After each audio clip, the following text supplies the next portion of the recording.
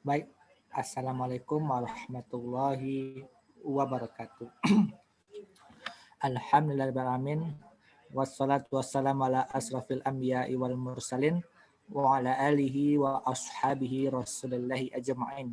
Amma ba'd. Yang sama-sama kita hormati Ibu Siti Monalisa selaku dosen pengampu mata kuliah pengantar teknologi informasi dan seterusnya kepada teman-teman yang kami banggakan. Bersyukur kita kepada Allah yang mana pada kesempatan yang berbahagia ini kita dapat berkumpul di ruangan virtual ini, di ruangan online ini dengan tujuan untuk menuntut ilmu. Salawat biringan dengan salam marilah kita curahkan kepada Nabiullah Muhammad Shallallahu Alaihi Wasallam dengan ucapan Allahumma sholli ala Sayyidina Muhammad wa ala ali Muhammad. Baiklah, sebelum presentasi ini kami mulai, izinkanlah kami untuk memperkenalkan diri. Yang pertama ada Abdul Hamid, yang kedua ada Dela Oktoriani, yang ketiga ada Rasal Aprinastia, yang keempat ada saya sendiri Rahmat Algani. Baiklah, di sini kami akan menyampaikan rumusan masalah. Yang pertama, ada proses menyusun produk, ini dalam lingkup area fungsional manufaktur dan produksi. Yang kedua, ada pemeriksaan kualitas. Yang ketiga, ada proses penyediaan kebutuhan material. Baiklah, sebelum materi ini kita mulai, alangkah baiknya kita ucapkan basmalah. Bismillahirrahmanirrahim. Untuk materi pertama akan disampaikan oleh Saudari Dela Oktoriani. Kepada saudari, waktu dan tempat disilahkan. Baiklah, saya akan membahas tentang menyusun produk. Dalam menyusun produk ada 8 yang harus dilakukan, yaitu idea generation. Idea generation ini juga disebut dengan pemunculan gagasan. Dalam pemunculan gagasan baru harus sesuai dengan jenis usaha, perusahaan, dan konsumen sebagai salah satu sumber yang paling logis untuk mencari gagasan produk baru. Yang kedua, idea screening. Idea screening ini ialah penyaringan gagasan. Tujuannya untuk mengurangi banyaknya gagasan dengan mencari dan menghilangkan gagasan buruk sedini mungkin. Ketiga, konsep testing. Konsep testing ini ialah pengembangan dan pengujian konsep. Suatu ide atau gagasan yang lolos penyaringan selanjutnya dikembangkan menjadi beberapa alternatif konsep produk. Dalam hal ini, konsep produk berbeda dengan gagasan produk dan citra produk. Suatu gagasan produk adalah gagasan bagi kemungkinan produk yang oleh perusahaan dianggap bisa ditawarkan ke pasar. Suatu konsep produk adalah versi terinci dari ide yang diungkapkan dalam istilah konsumen yang punya arti. Sedangkan suatu citra produk atau image adalah gambaran khusus yang diperoleh dari produk nyata atau calon produk. Yang keempat yaitu business analysis, atau disebut juga analisis usaha. Bila manajemen telah menentukan konsep produk dan strategi pemasaran, perusahaan bisa mengevaluasi daya tarik usulan usaha itu. Manajemen harus menilai penjualan, biaya, dan perkiraan laba untuk menentukan apakah mereka telah memenuhi tujuan perusahaan. Jika telah memenuhi, produk bisa bergerak maju ke langkah pengembangan produk. Kelima yaitu product development atau pengembangan produk. Bila konsep produk lolos dari uji analisis usaha, konsep itu lalu menuju riset dan pengembangan atau rekayasa untuk dikembangkan menjadi produk fisik. Bagian riset dan pengembangan membuat satu atau beberapa versi bentuk fisik dari konsep produk agar bisa menemukan sebuah prototip yang memenuhi konsep produk dan dapat diproduksi dengan biaya produksi yang dianggarkan. Keenam, tes marketing atau pengujian pasar. Pengujian pasar ialah keadaan di mana produk dan program pemasaran diperkenalkan kepada kalangan konsumen yang lebih otentik untuk mengetahui bagaimana konsumen dan penyalur mengelola, memakai, dan membeli ulang produk itu dan seberapa luas pasarnya. Yang ketujuh, commercialization atau komersialisasi. Tahap ini menyangkut perencanaan dan pelaksanaan strategi peluncuran atau launching strategi produk baru ke pasar. Dalam melemparkan suatu produk, perusahaan harus memutuskan kapan, di mana, pada siapa, dan bagaimana. Dan yang terakhir ialah review of market performance.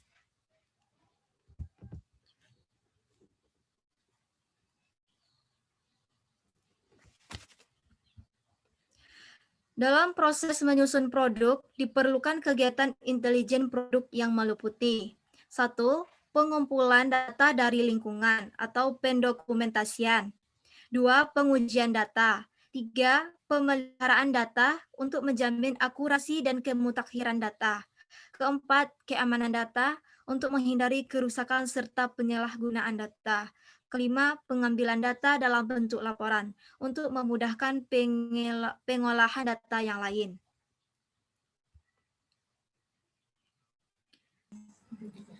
Baik, terima kasih banyak kepada Saudari Della Oktoriani. Baiklah, kita lanjutkan pembahasannya mengenai memeriksa kualitas. Di sini bisa teman-teman lihat ya, hal yang perlu kita perhatikan dalam menjaga kualitas. Ya. Selain itu, kita juga akan membahas mengenai dimensi kualitas produk yang meliputi performance atau kinerja. Ya, ini merupakan salah satu hal yang terpenting dalam menjaga kualitas produk.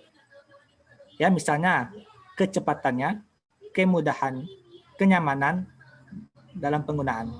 Nah, yang kedua ada durability atau yang bisa kita kenal dengan daya tahan. Nah, yang berarti daya tahan menunjukkan usia produk. Ya, gimana sih usia produknya? Nah, ini sangat penting dalam menjaga kualitas. Nah, selanjutnya jumlah pemakai satu produk sebelum produk itu digantikan atau dirusak. Ya, semakin lama daya tahan tentu semakin awet. Ya, kalau kita pikir apabila produk ini memiliki durability yang bagus, tentu produk ini akan laku. Gitu. Nah, daya tahan ini juga berkaitan ya seberapa lama produk tersebut dapat terus digunakan. Ya. Dimensi ini mencakup umur teknis maupun umur ekonomis ya, umur teknis dan umur ekonomis produk itu sendiri. Ya. Yang selanjutnya conformance to specification ya atau kesesuaian dengan spesifikasi.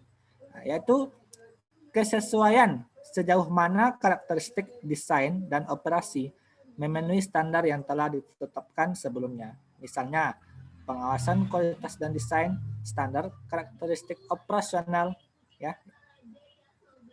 Nah, selanjutnya kita bahas standar karakteristik operasional itu apa? Ya. Maknanya adalah kesesuaian kinerja produk dengan standar yang dinyatakan suatu produk. Nah, ini semacam janji-janji gitu yang harus dipenuhi oleh produk. Makanya dalam menjaga kualitas ya, ini salah satu dimensi yang penting. Nah, selanjutnya ada feature ya, merupakan karakteristik atau ciri-ciri tambahan ya yang melengkapi manfaat dasar suatu produk.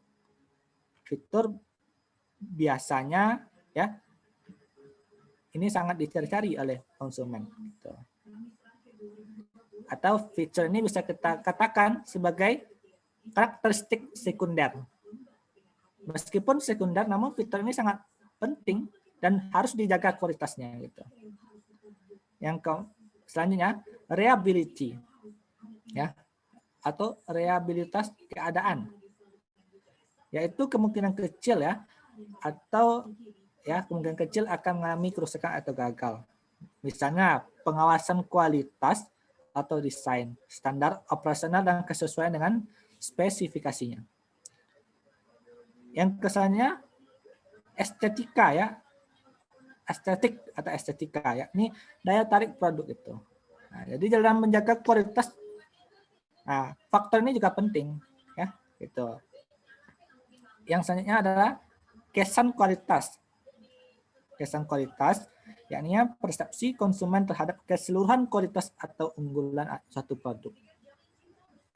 Nah, jadi pandangan konsumen terhadap produk itu, nah itu yang harus kita pertahankan gitu. Nah, selanjutnya ya itu bisa kita lihat di dalam foto ini ya. Nah, image itu adalah gambaran atau patokan umum bagi konsumen. Nah, safety keamanannya ya, consumer service itu pelayanannya gimana ya secara umumnya, itu yang harus kita jaga.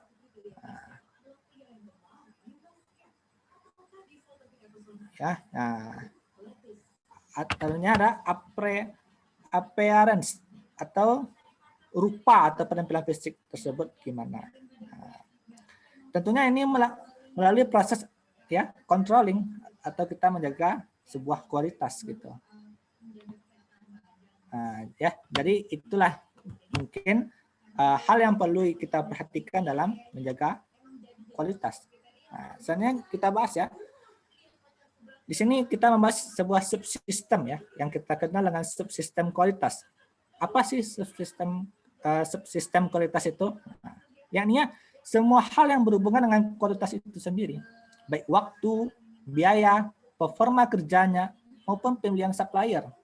Ya. Fungsi dari kualitas ini adalah mengukur, ya. Nah, ini dalam tanda kutip ya,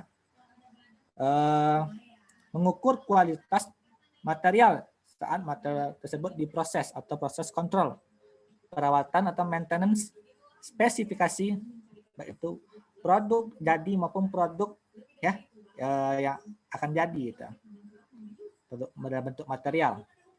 Nah, selain itu subsistem kualitas mempunyai pendekatan khusus untuk meningkatkan kualitas produksinya dengan menggunakan total quality management atau singkat dengan TQM. Apa sih TQM itu? Nah, yakni manajemen keseluruhan ya perusahaan sehingga perusahaan itu unggul ya.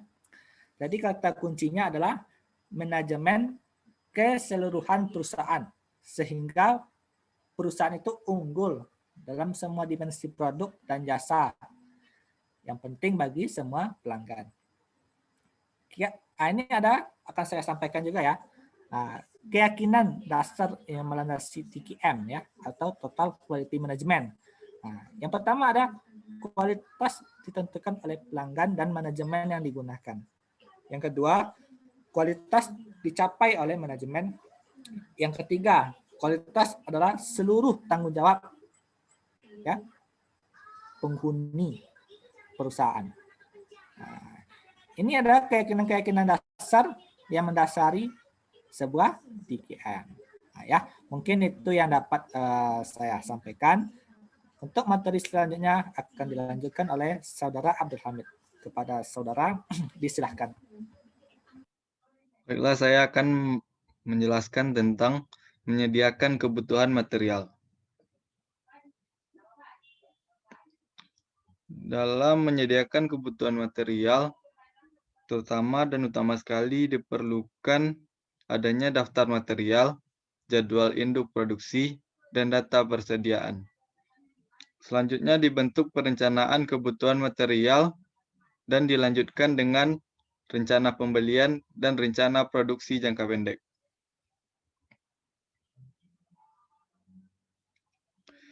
Menyediakan kebutuhan material ini sendiri dikembangkan strategi material recruitment planning atau disingkat dengan MRP.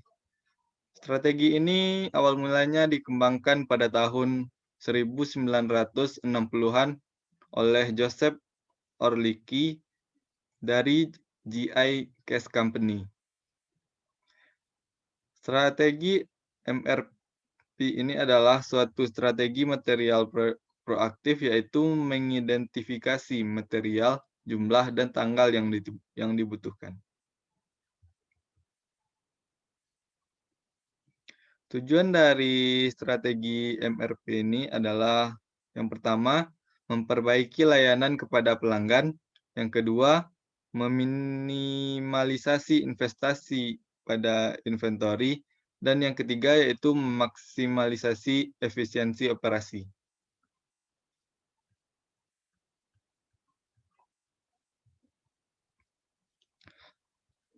Cara kerja dari sistem NRP ini adalah dimulai dari rencana produk yang dilanjutkan ke schedule produksi dan menghasilkan sebuah planning dengan yang ditunjukkan oleh laporan utama dan laporan sekunder.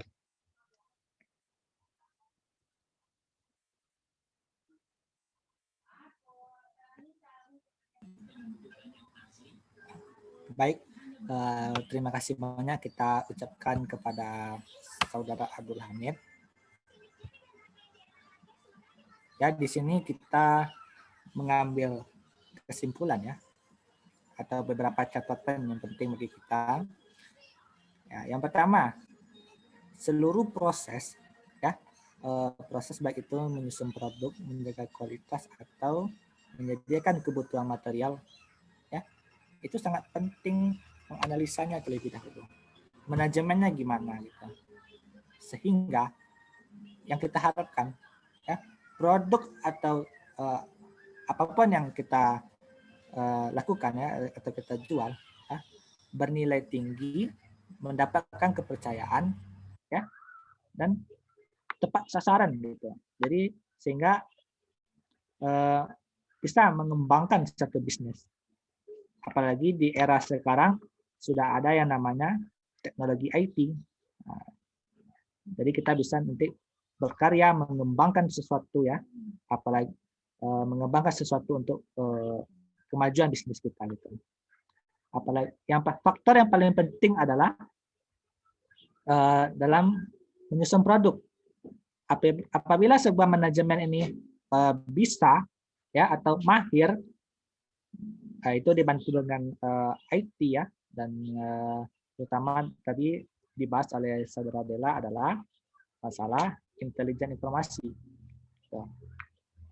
Kalau manajemen berhasil, ya otomatis proses kedua dan ketiga yakninya tentang menjaga kualitas dan kebutuhan material itu ngikut aja. Nah, jadi itu yang poin yang dapat kita sampaikan. Setelah ini kami silahkan ya kepada teman-teman sekalian yang ingin bertanya, menyanggah atau menanggapi, itu silahkan saja melalui platform yang telah kami sediakan. Nah, mungkin itu yang dapat kami sampaikan. Terlebih dan terkurang kami banyak minta maaf. Yang benar itu datang dari Allah dan yang salah itu datang dari diri kami sendiri. Akhirul kalam. Assalamualaikum warahmatullahi wabarakatuh.